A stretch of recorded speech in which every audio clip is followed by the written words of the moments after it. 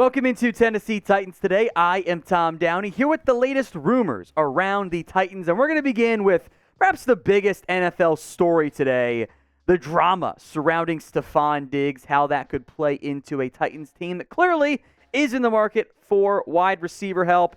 So Stefon Diggs was at the pre-medical checks for the Bills, or pre-minicamp medical checks for the Bills on Monday, was in the building Tuesday morning. Then practice time comes and Stefon Diggs is not there. Head coach Sean McDermott says he's very concerned Diggs is not present.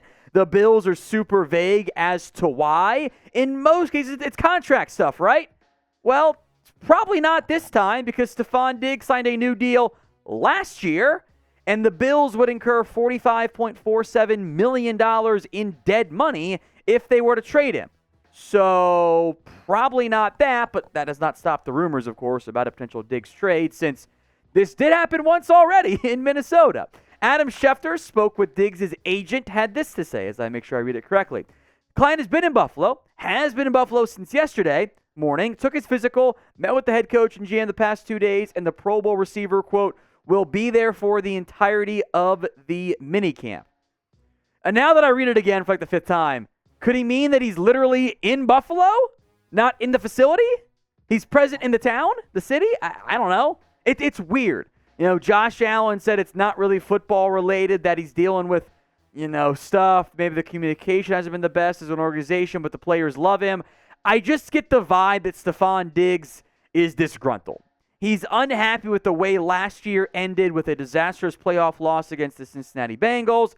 Last time we saw him, he was out there screaming at Josh Allen. Diggs has always been a bit of a, diva-ish type of player. It is a weird and unusual situation, which is not the way we normally see things go down for a player who literally just got a massive extension. But the trade rumors are out there. The buzz of could Diggs force his way out, NBA player style, get a trade again? It's interesting. And the Titans are a logical fit. They are one of the teams in the market for DeAndre Hopkins, the best available free agent wide receiver. And Stefon Diggs comes in, boom, there's your A.J. Brown replacement. Now, it probably means even less of a target share for Treylon Burks, which may or may not be a good thing. Talk about some of the pros and cons here in a little bit. But if you were to, do Madden-style grades of where does Nick Westbrook-Ikhine and where does Stefon Diggs rank, they're very different players. It'd be a massive upgrade for the Titans' wide receiving core. So do you want to trade for Stefon Diggs? Y for yes, N for no. It is the pinned comments on today's show. If an ad happens to play here on YouTube, that's fine. No one cares what the ad is. You can ignore it. Head down to that pinned comment, type in Y for yes, N for no. Well, there are pros and cons here in terms of, A, the feasibility of a trade, and B, if it's even a good idea for the Titans and the Bills, of course, as well.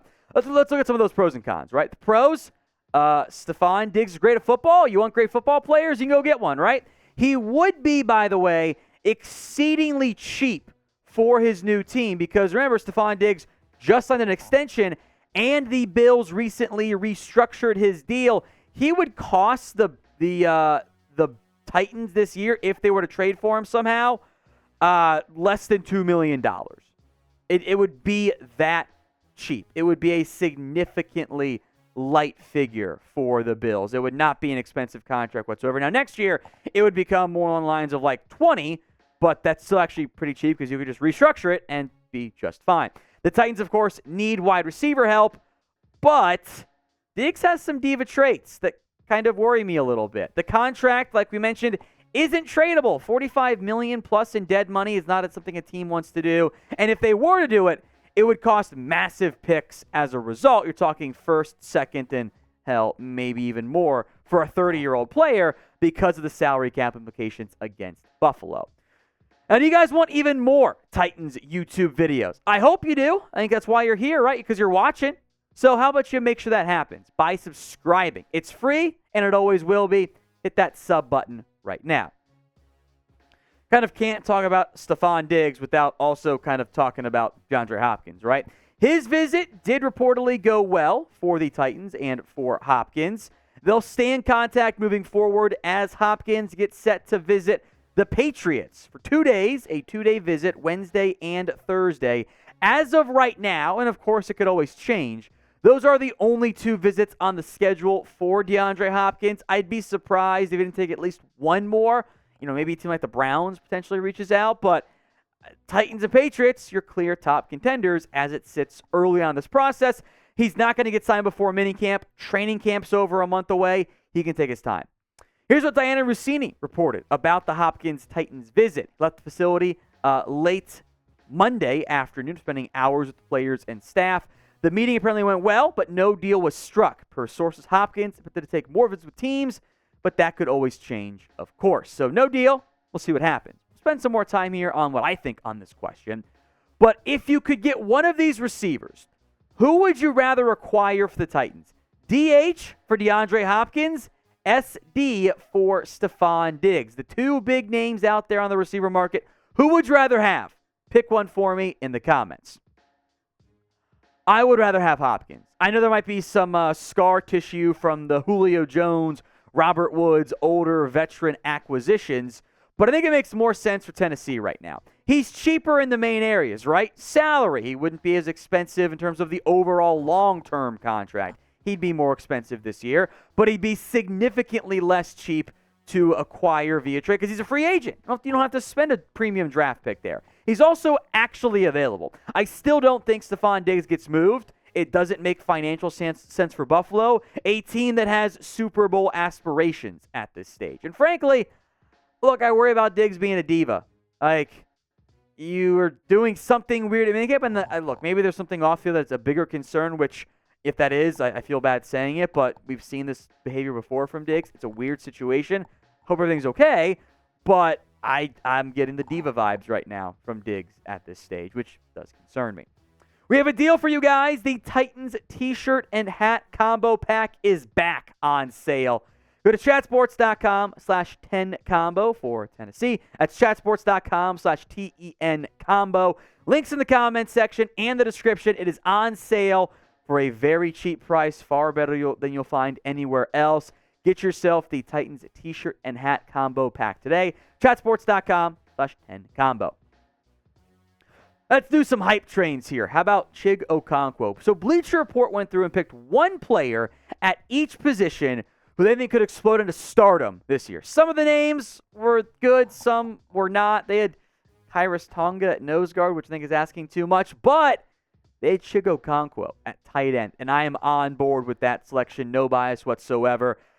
He was impressive last year, and I think, frankly, underrated across the NFL in a not quite full-time role, but you saw the flashes of what he can bring as a pass catcher, which brings value for a team that doesn't have great pass catchers beyond, in theory, Treylon Burks this year.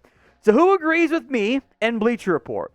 Do you think Chig Okonkwo is going to break out this year? If you do, I want you guys to spam me in the comment section right now.